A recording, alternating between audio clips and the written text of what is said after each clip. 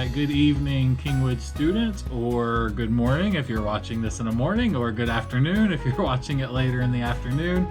It's been a couple weeks since I've been on here and been able to talk to you guys, but have some exciting news. As you have probably heard, we are starting back our Sunday morning class. So not this Sunday, but next Sunday.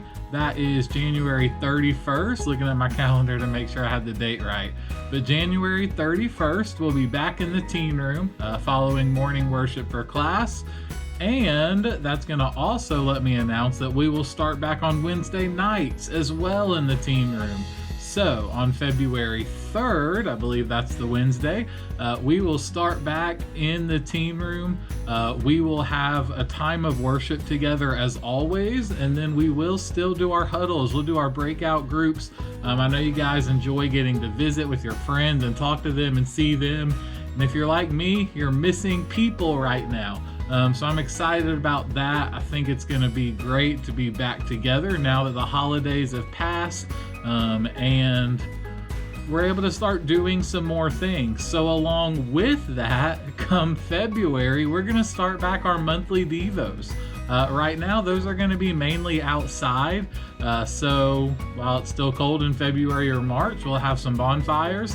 But then we'll see where we're at come kind of April and into summer. So I'm looking forward to that. So just wanted to share those updates with you guys. I'm excited that we're able to get back together again for our times for class on Sundays as well as Wednesday nights, and to start back our devotionals every month. And I just miss seeing you guys. So we're going to be looking for every opportunity we can to kind of get together now and start doing some service projects and everything. We're going to kind of follow the same protocols we've been following.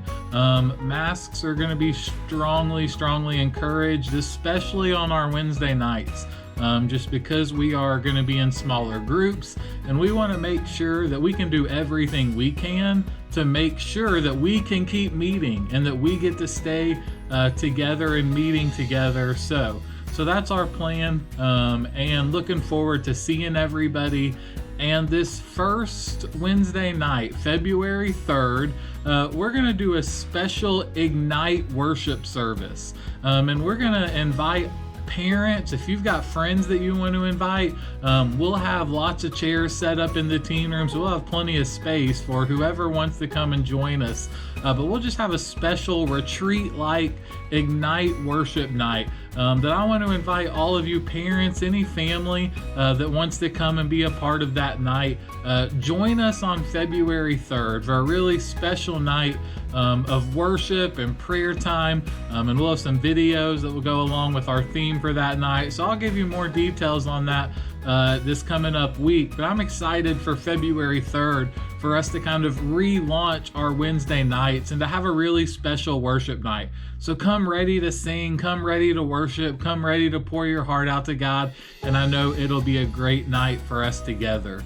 So a couple weeks ago, I've been gone. I've been out of town on a youth ministry conference, and then a little vacation time after that. So it's been a couple weeks since I've talked to you guys, but we started this series on goals, and we talked about how big difficulties can inspire God-sized goals for us. And we're looking at the story of Nehemiah and how Nehemiah set out goals for his life and how meaningful that was for him. So Erica Rodriguez is going to give you guys the 1-minute overview of our lesson this week, and then I'll be back to really dive into it.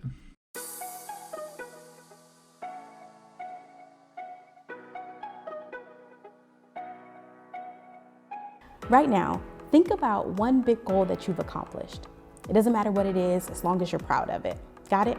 Okay, good. Listen, I don't know how you accomplished this goal, but here's what I do know. You were able to accomplish it because God designed you to do big things.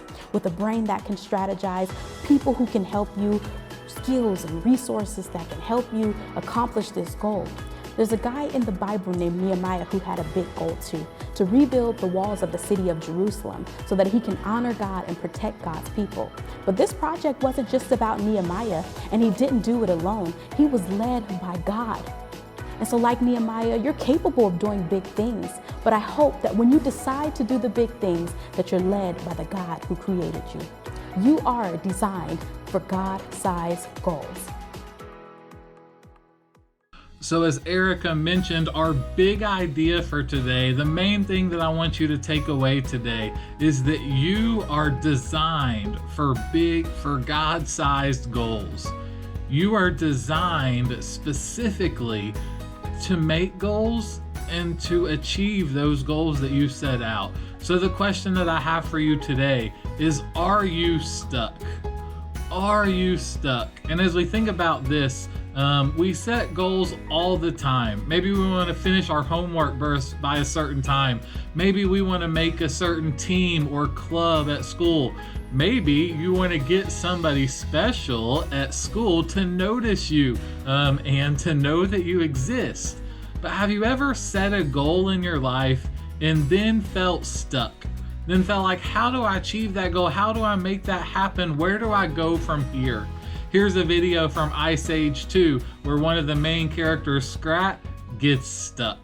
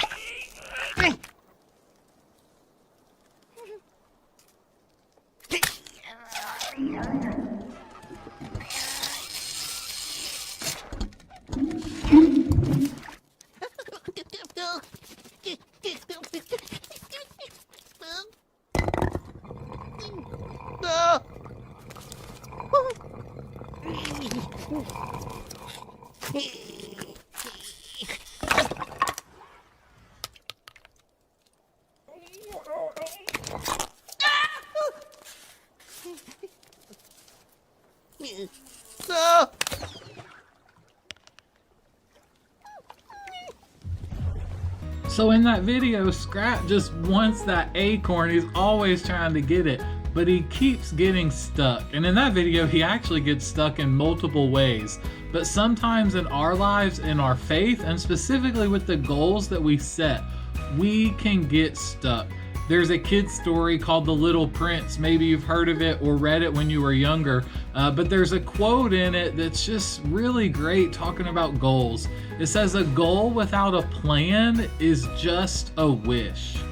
A goal without a plan is just a wish. The author seems to know a few things about goals because he was pretty accomplished. He was a writer, a poet, a journalist, and even a pilot. So how did he achieve all of those things? Was he exceptionally talented or smart or lucky? Well, maybe, but he also knew how important it was to have a well-executed plan, to have a goal, and to when you have that goal, for it not just to be a wish or for you just to hope that you get something, but to set out a plan for how are you going to make that happen. A lot of times in our faith, we say or we wish, man, I just wish that I could get closer to God. I wish that I had a better relationship with God. And sometimes it's just that for us. It's a wish. And so today we're talking about setting those goals, making a plan. Don't just make it a wish, but make a plan to achieve those goals that you want. Maybe you're just especially talented at certain areas where you can accomplish big things. Whatever that is, set a plan to achieve your goals. So what's a goal that wouldn't be possible without a plan? Maybe it's a spiritual goal, like spending more time with God regularly. Maybe it's a mental goal like learning some kind of new hobby or something new. Maybe it's a physical goal about trying a new activity or getting stronger or faster or better at one of your current hobbies. Maybe it's a relational goal. Maybe it's something about being a better friend to those around you or being kinder to your family members even when they get on your nerves. Those are all good goals, but without a plan, they can be just wishful thinking. So what's one of your most plan-worthy goals? Think about that and think about how are you going to achieve it. And as you think about that, think about the things about yourself, your natural talents, your traits, your passions. Think about the ways others around you can help with that goal. Think about the resources or opportunities that can help achieve that goal. And then most of all, think about God. How can you rely on God, trust in God, put your faith in God to help you achieve the goals that you set for your own life? Last week we started talking about Nehemiah, and here's a little recap because, well, I say last week, it was really a couple weeks ago, but we were looking at the story of Nehemiah. About 140 years before the book was written, the Jewish people are conquered by an enemy army. The city of Jerusalem is destroyed, the temple is burned to the ground, and that sent many of God's people into exile. But God promised them that one day the Jewish people would return. When the book of Nehemiah begins, some of God's people had begun returning to Jerusalem, looking for ways to rebuild what was lost, but it was a long process. Nehemiah was one of the people, a prophet of God, that was passionate about seeing Jerusalem restored. But he saw a problem. Although many of God's people were living in Jerusalem, the city walls were still in shambles. So the problem was without walls, God's people are still vulnerable. But the spiritual problem was leaving those walls in shambles dishonored God. But rebuilding them would be a sign that their people were returning to God and choosing to be obedient and to follow God again. So inspired by his love for people and his God, Nehemiah set a God-sized goal. A couple weeks ago, we talked about that being a goat-sized goal, a greatest of all-time goal, to rebuild the walls of Jerusalem so that God's people would be protected and that God would be honored. But how is Nehemiah going to do that? He had to make a plan. So today we're going to look at Nehemiah in chapters 1 and chapter 2 about what does Nehemiah do? What does his plan include? And what does that mean for our lives? If you remember from a couple weeks ago, the first thing that Nehemiah did was to spend time in prayer. He fasted and prayed for months. In chapter 1, verse 4, it says, "When I heard this, I sat down and wept. In fact, for days I mourned, fasted, and prayed to the God of heaven." And then in verse 11, it says, "O Lord, please hear my prayer. Listen to the prayers of those who delight in honoring you. Please grant me success today by making the king favorable to me. Put it into his heart to be kind to me. In those days, I was the king's cupbearer." So as you look at this, you'll notice a few things about Nehemiah's plan. The first thing is that Nehemiah didn't have step-by-step instructions. He knew God wanted him to rebuild the wall. He knew that God was going to help make that happen. And he didn't just say, "I'll just sit here and wait for you to tell me exactly what to do next." He starts planning, he starts praying and fasting and getting ready to make it happen. And by the time he reached the end of his prayer, Nehemiah was already working on his plan. So the second thing Nehemiah does is he starts working on his plan. So he doesn't wait on God, but he's already working on his plan. He asks God to help him to be successful in what he's going to attempt. And then he says, "I was cupbearer to the king." That's helpful information for us to know because it has another purpose. It shows that Nehemiah was already making note of the resources that God gave him. So the third thing is that Nehemiah knows what resources are given to him that he can use to achieve his goal. As cupbearer to the king, he had access and influence with the most powerful person in the kingdom. To sum it up, you could say that Nehemiah planned even while he prayed. And so let's get into Nehemiah chapter 2, verses 1 through 9. Early the following spring, in the month of Nisan, during the 20th year of King Artaxerxes' reign, I was serving the king his wine. I had never before appeared sad in his presence. So the king asked me, "Why are you looking so sad? You don't look sick to me. You must be deeply troubled." Then I was terrified, but I replied, "Long live the king. How can I not be sad? For the city where my ancestors are buried is in ruins, and the gates have been destroyed by fire." The king asks, "Well, how can I help you?" With a prayer to the God of heaven, I replied, "If it pleases the king, and if you are pleased with me, your servant, send me to Judah to rebuild the city where my ancestors are buried." The king, with his queen sitting beside him, asked, "How long will you be gone? When will you return?" And after I told him how long I would be gone, the king agreed to my request. I also said to the king, "If it pleases the king, let me have letters addressed to the governors of the province west of the Euphrates River, instructing them to let me travel safely through their territories on my way to Judah.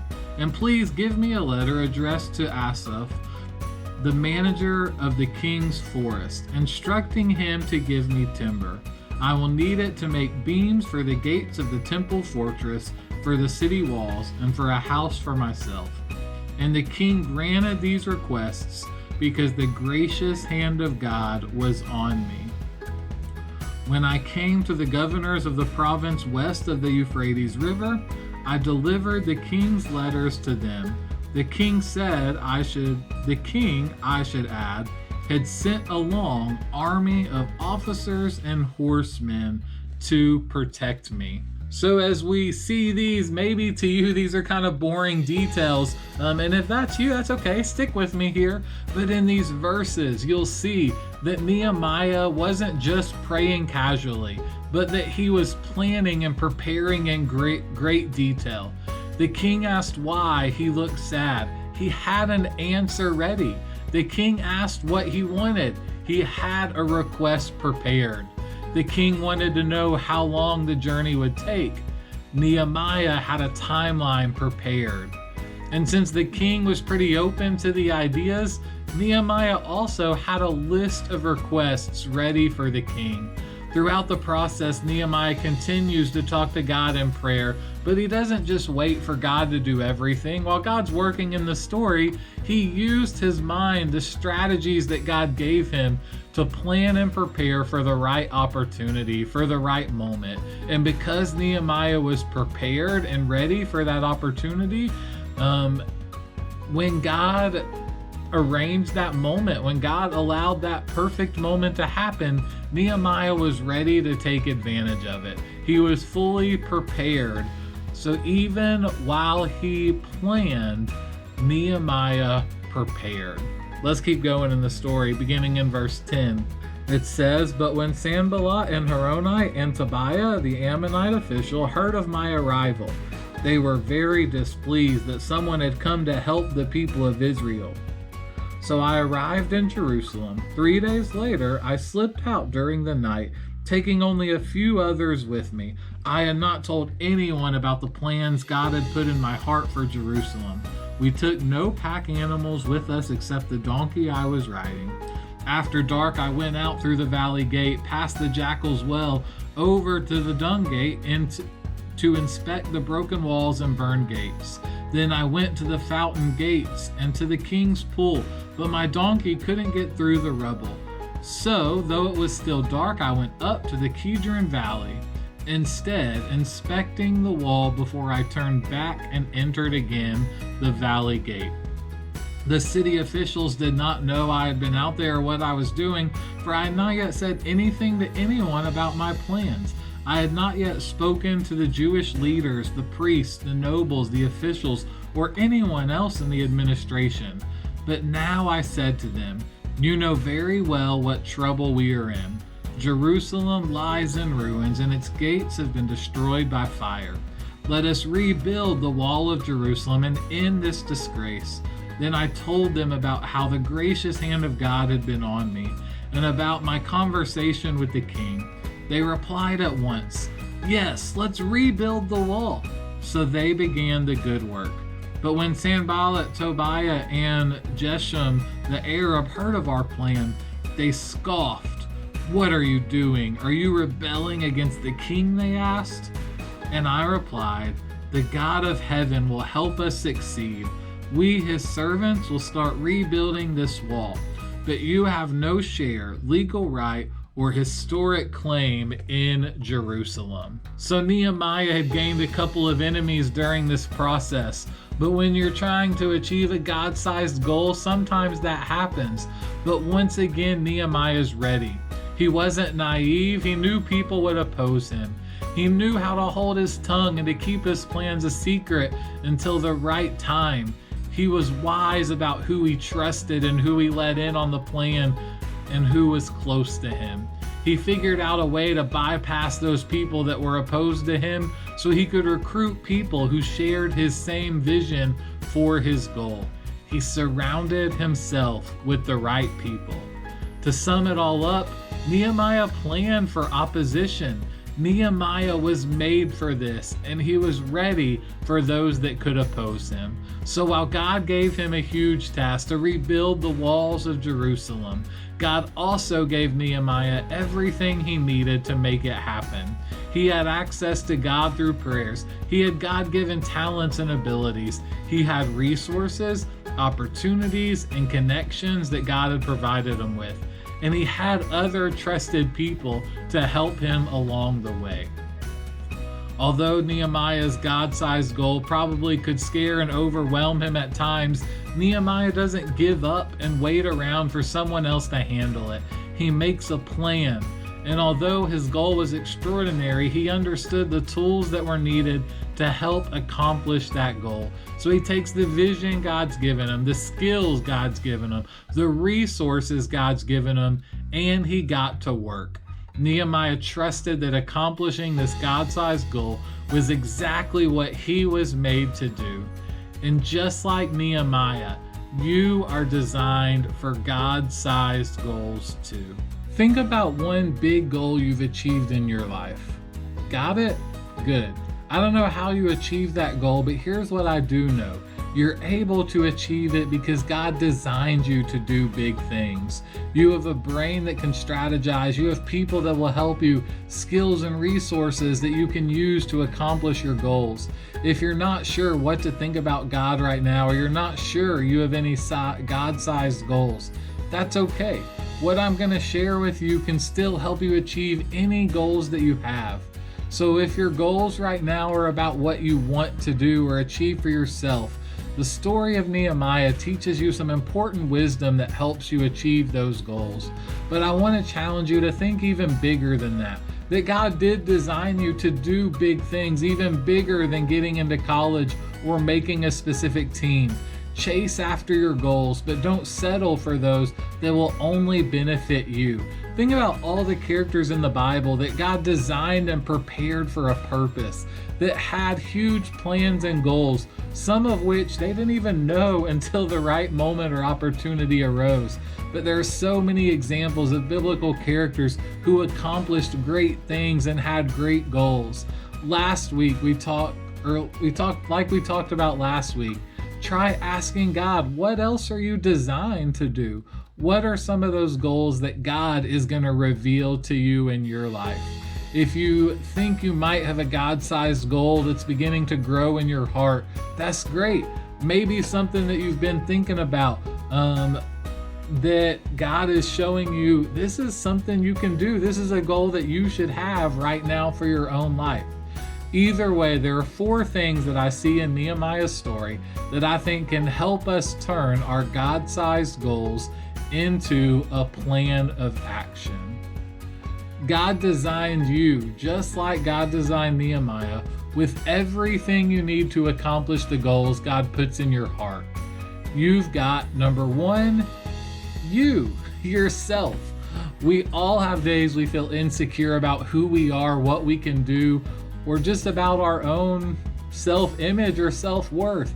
But God designed you with care, intention, and purpose. And when God gives you that big God-sized goal, we can ask ourselves, what do we bring to the table?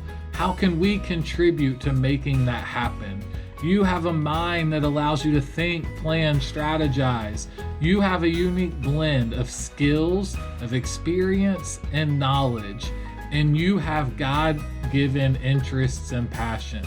So you've got yourself, you've also got others. Just like Nehemiah discovered, most God-sized goals can't be achieved alone. There's a lot we can't accomplish by ourselves, but if we want to make lasting change, we need other people's help. When God gives you a God-sized goal, ask, who can I work with?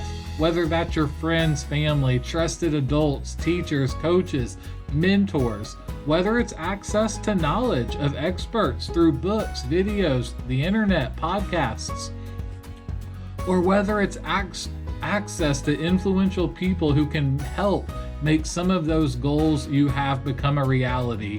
You have others that can help you. So you have yourself, you have others, you also have things.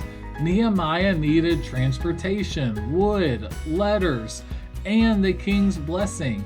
You're probably going to need some help to achieve your God-sized goals. When you have a God-sized goal, ask, what do I need? Where can I get it? And who can help me accomplish whatever it is? Everyone's God-sized goal may need different things. Maybe you need money, maybe you need supplies, maybe you need an audience, a location, or a platform, or just the right opportunity.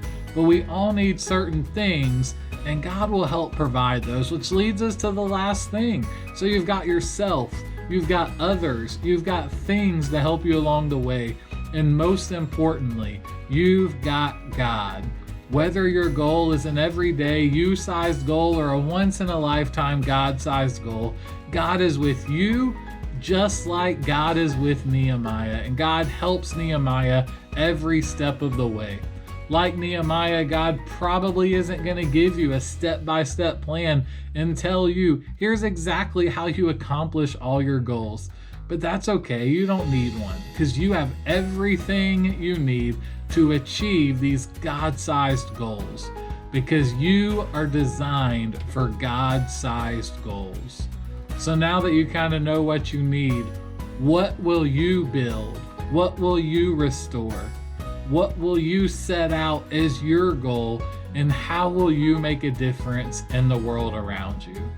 Thanks so much for joining me this week. I hope you've been encouraged by our message.